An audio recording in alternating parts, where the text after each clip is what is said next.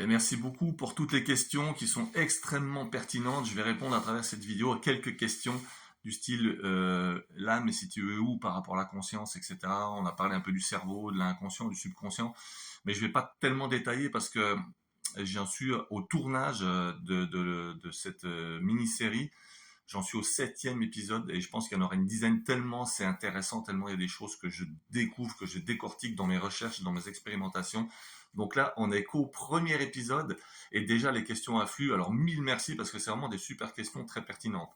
Pour moi, en fait, l'âme, c'est l'essence même de la personne, l'essence, la personnalité intrinsèque mais immatérielle de la personne qui se retranscrit ensuite dans la conscience pour que la conscience puisse matérialiser ce côté rationnel. Enfin, c'est le côté rationnel de la conscience. Donc l'âme, pour moi, c'est vraiment ouais, l'essence, la nature profonde de l'être, tel que là, il est incarné. Moi, je suis incarné, je te parle, donc je suis incarné, je bouge mes mains. Et mes mains, en fait, c'est la retranscription de mon âme dans ma conscience à travers mon cerveau et les circuits électriques et neuronaux qui permettent que je puisse bouger comme ça. Donc, je ne sais pas si c'est très clair, mais pour moi, l'âme, c'est ce qu'il y a de plus haut. Donc, c'est ce qui va naviguer pour moi d'univers en univers, parce que tu vas voir, on va aussi aborder dans un des épisodes, on aborde aussi les multivers, etc. Enfin, tu verras, je pense que ça va vraiment te plaire. La suite, je suis vraiment très content de cette mini-série. J'en fais beaucoup et je suis en train vraiment d'aller en profondeur là-dedans. Mais pour moi, voilà, pour répondre à la question, l'âme, c'est le plus haut niveau. C'est le niveau immatériel dans lequel se retranscrit la matérialité à travers la conscience. D'ailleurs, quand on dit à quelqu'un fais quelque chose en ton âme et conscience, ça veut bien dire ce que ça veut dire.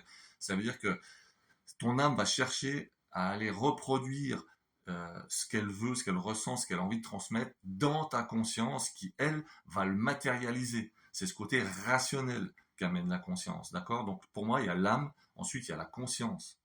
Et ensuite, on va passer à des étapes inférieures qui sont pour moi le subconscient et l'inconscient. Et le cerveau, pour moi, se situe entre la conscience et le subconscient. Et le cerveau sert de lien pour rentrer dans cette matérialité de la vie quotidienne, ce fameux côté rationnel que va retranscrire la conscience dans la matérialité à travers le cerveau. Et quand, par exemple, tu as une intuition, quelque chose comme ça, pour moi, ça vient de ton subconscient.